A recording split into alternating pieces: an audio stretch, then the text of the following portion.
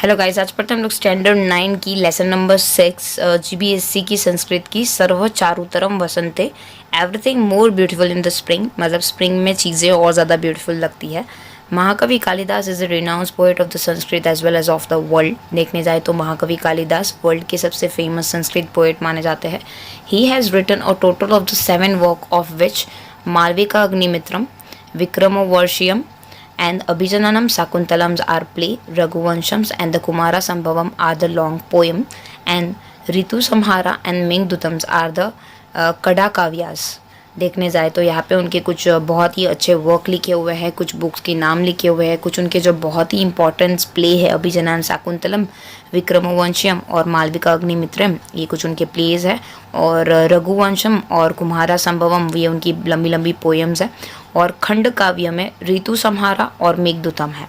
It is believed that the Kalidasa was one of the 9 gem at the court of the Maharaja Vikramaditya. Vikramaditya के दरबार में Kalidas actually उनके 9 रत्नों में से एक माने जाते थे।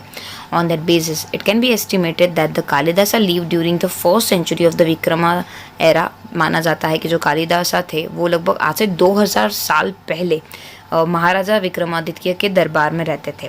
This poet has been held as a master of the nature as well as of the simile. देखने जाए तो उनकी पोएम बहुत ही अच्छी होती थी। It's just the master of the nature, और वो नेचर को किसी भी तरह प्रेस्क्राइब कर सकते थे। On the one hand he has personified many object of a nature in then Abhijnana Shakuntalam. उनकी एक प्ले जो है अभिजनन शाकुंतलम में उन्होंने बहुत सारे नेचुरल ऑब्जेक्ट को पर्सोनिफाई किया है। And on the other hand he has unique vivid description of the nature in the Ritusamhara and Meghaduta. और देखने जाए तो सब चीज़ों को एक यूनिक डिस्क्रिप्शन दिया हुआ है, यूनिक वर्णन दिया हुआ है ऋतु संहारा और मेघदूता में। ये लेसन में हम लोग स्टडी करेंगे 5 वर्सेस जो स्प्रिंग के बारे में है, जो ऋतु संहारा में से ली गई है। We will learn how the object can be describe. So चीज़ों को किस हिसाब से उन्होंने जताया हुआ है, बताया हुआ है, और उनके यूज़ क्या है वो बताया हुआ है। और they use of the tatpurusha samasa means compound, उनको एक कंपाउंड में प्रेजेंट किया हुआ है। पहला श्लोक देखते हैं। ध्रुमा सपुष्पः सलीलम सपंगम, श्रियम सकामनाम पवनः सुगिंदम, शुका प्रदोषिः दिवसाश्च रम्याः सर्वे प्रीतेः चारुत्यम वसंते। The trees are all in a bloom. The water is with the lotus. Ladies are full of love. The wind is fragrant. The evenings are happy and days are pleasant. Oh beloved, everything is very beautiful in the spring season। यहाँ पे spring season का वर्णन करते हुए बोलते हैं कि tree खिलने लगे हैं, मतलब नए पत्ते पेड़ पौधे आने लगे हैं। पानी के अंदर हर जगह पे कमल खिले हुए हैं। जो स्त्रियाँ हैं वो एकदम प्यार से भरी हुई है। हवा में एक अच्छी सी महक आ रही है। इवनिंग बहुत ही खुश है और डे बहुत ही सुहावने हैं। बस मानो क्यों, स्प्रिंग सीजन में सब चीज़ें बहुत ही ब्यूटीफुल लगती है। नेक्स्ट देखते हैं। वापी जलानाम मणिमेखलानाम शशकः भाषपम, प्रमदानानाम आम्रद्रुमाणाम कुसुमानाताम ददाति सौभ्यगमयम वसंतः। This spring season bestows beauty on the water of the ponds, on the ladies having lustre like that of a moon wearing the waistband of a jewels, on the mango trees bent with the loads of flower। वो ऋतु का वर्णन करते हुए वो बोलते हैं कि जो स्प्रिंग सीज़न है उसकी वजह से जो पॉन्ड के अंदर की ब्यूटी है वो और ज़्यादा खिल जाती है। जो लेडीज़ हैं उनके कमर के ऊपर जो वेस्ट बैंड का जो कमरबंद बांधा हुआ है ज्वेलर्स, वो मून की तरह शाइन कर रहा है। और जो मैंगो ट्रीज़ है वो फ्लावर आने की वजह से वो थोड़े झुके हुए हैं। कर्णेषु योग्यम नवकर्णिकारः, चलेषु नीलेशः वक्लेश्वः शोकम, शिखासु पुष्पम नव मल्लिकायाः, प्रयान्ति कांतिः प्रमदाजः नानाम।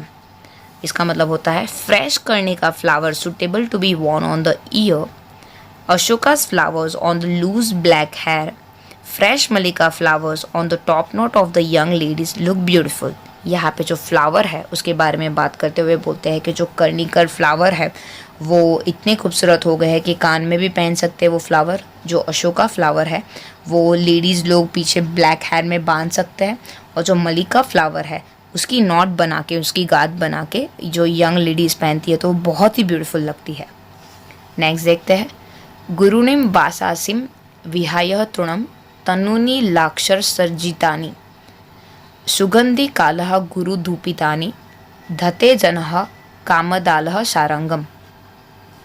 इसका ट्रांसलेशन देखते हैं। People whose body is lethargic due to the escasity of a love quickly give up heavy garment and wear the light garment that are dyed with the lac and fumigated with the fragrant smoke of sandalwood। यहाँ पे जो लोग spring का बहुत ही ज़्यादा आनंद उठाना चाहते हैं वो अपने कपड़े निकाल देते हैं, जो बहुत ही भारी भरकम कपड़े पहने होते हैं वो क्विकली निकाल देते हैं और एकदम लाइट क्लोथ्स पहनते हैं जो डाई किए होते हो लैक से। लैक एक मटेरियल का नाम होता है और वो अपने आप को सैंडलवुड की खुशबू में लपेट लेते हैं। नेक्स्ट देखते हैं। किम किंशुकेह शुकः मुच्छ भिन्नः भिन्नम किम कर्णिकारः कुसुमेनम हतम मनोजेह यत् कोकिलः पुनरयमः मधुरेवः वचोभिः यूनां मनः सुवदनाहि निहितं निहिन्ति। What has not been affected by the kesura flower that have the color of the parrot beak? What has not been struck by the beauty of Karnika flower? This cuckoo kills the minds of the youth which are attacked to the ladies with the beautiful faces। यहाँ पे उसका मतलब ये होता है कि जो केशुड़ा flower होता है उसका जो कलर होता है वो किसने नहीं देखा है, उसको देख के कौन प्रभावित नहीं होता है कि जो केशुड़ा का कलर है वो पैरोट की बिग की तरह पूरा रेड हो जाता है और वो देख के कौन प्रभावित नहीं होता। और यहाँ पे ऐसा बोल रहे हैं कि जो कर्णिका फ्लावर है उसकी ब्यूटी को देख के कौन ऐसे आश्चर्यचकित नहीं होता। जो कुकू है वो यूथ माइंड के अंदर जो डिस्टर्बेंस पैदा करते हैं और जो ब्यूटीफुल जो लेडीज़ है उनके प्रति जो अट्रैक्शंस होता है वो यहाँ किसने नहीं महसूस किया। तो यहाँ पे बोल रहे हैं कि किस हिसाब से जो फ्लावर्स है अलग अलग टाइप के वो और जो कुकू है वो यूथ माइंड को किस हिसाब से अफेक्ट करते हैं और वो कैसे वो लेडीज़ की ब्यूटीफुल फेसेस की तरफ अट्रैक्ट हो जाते हैं। यहाँ पे मेल का फीमेल के प्रति अट्रैक्शंस भी शो किया गया है। Thank you so much.